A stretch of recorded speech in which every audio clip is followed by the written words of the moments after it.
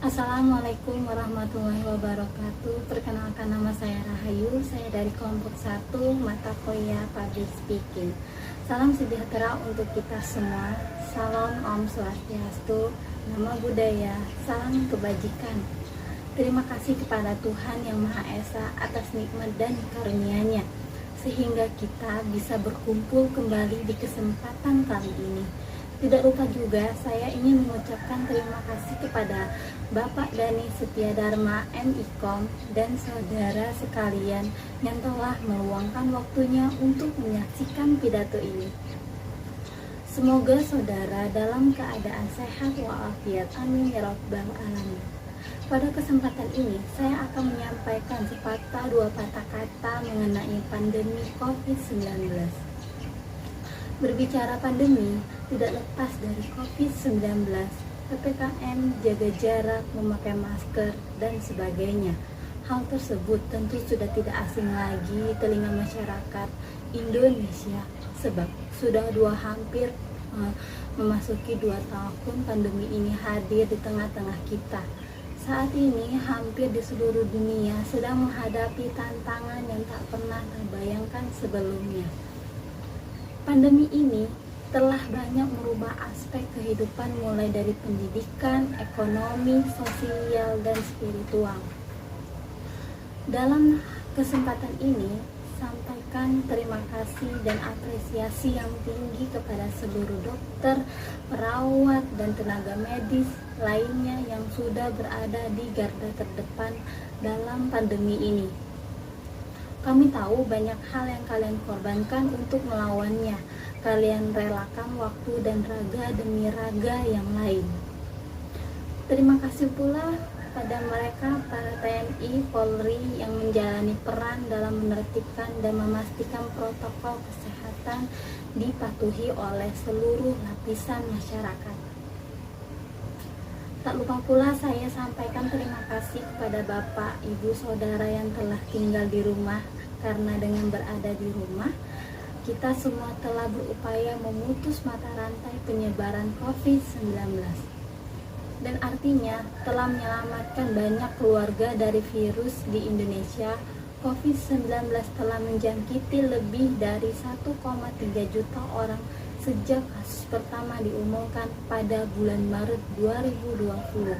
Setidaknya 35.000 jiwa telah meninggal dunia. COVID-19 berdampak negatif terhadap keadaan ekonomi sosial. Keadaan ekonomi di masa pandemi dapat menjadi lebih buruk tanpa adanya bantuan sosial dari pemerintah. Namun, upaya menghambat penyebaran COVID-19 telah menghambat kegiatan perekonomian dan dampaknya terhadap kesejahteraan sosial semakin dirasakan masyarakat. Jumlah anggaran yang diperuntukkan untuk mengurangi dampak negatif COVID-19 di Indonesia berada pada peringkat 5 besar setelah menunjukkan pencapaian penurunan kemiskinan beberapa tahun ini. Pemerintah Indonesia telah mengeluarkan sejumlah paket stimulus fiskal skala besar melalui program pemulihan ekonomi Indonesia, yaitu PEN. Namun, di balik banyaknya dampak negatif dari COVID-19, terdapat beberapa dampak positif di berbagai aspek kehidupannya. Di antaranya, pada pendidikan, di bidang pendidikan telah dilaksanakannya pembelajaran jarak jauh yang sifat lebih praktis dan santai. Berkurangnya polusi karena berkurangnya pengguna transportasi di jalan umum dan penghemat transportasi karena aktivitas yang dilakukan di rumah.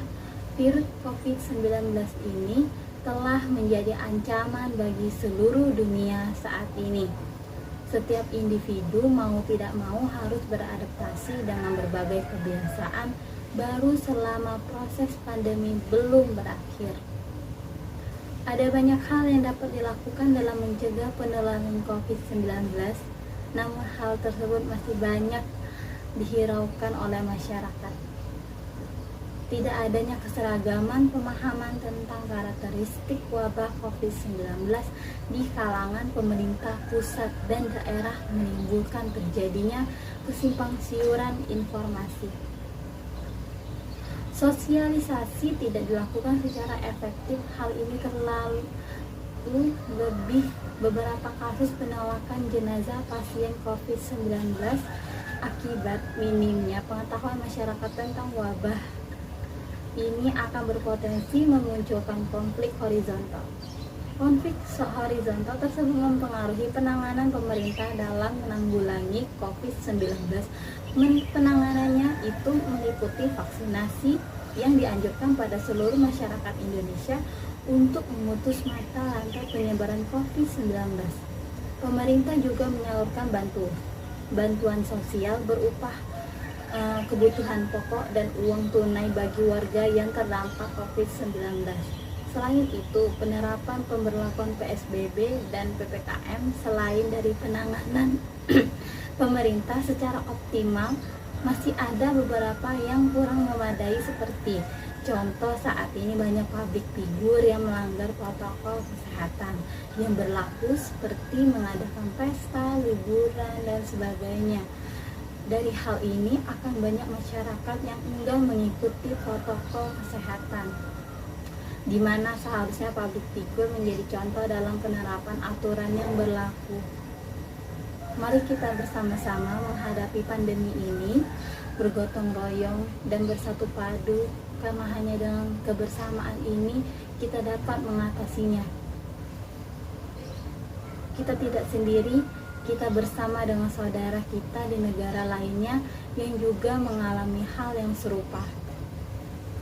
Tetaplah bersabar, optimis, dan disiplin dengan berada di rumah saja, jaga jarak, hindari kerumunan, rajin mencuci tangan, pakailah masker saat keluar rumah. Ketika kita disiplin itu kuat, kita lakukan, kita akan kembali pada situasi dan kondisi yang normal dan dapat bertemu dengan saudara, teman, kerabat, dan tetangga. Tetapi untuk saat ini marilah tetap berada di rumah saja. Saya selalu percaya, saya pasti bisa, kita pasti bisa, Indonesia pasti bisa. Untuk itu saya ada pantun, paling enak makan ikan teri, terinya beli di Pangandaran. Virus corona coba hindari dengan rajin mencuci tangan. Saya rasa cukup, kurang lebih saya mohon maaf. Ya, cukup ini yang saya sampaikan. Sekian dan terima kasih. Wassalamualaikum warahmatullahi wabarakatuh.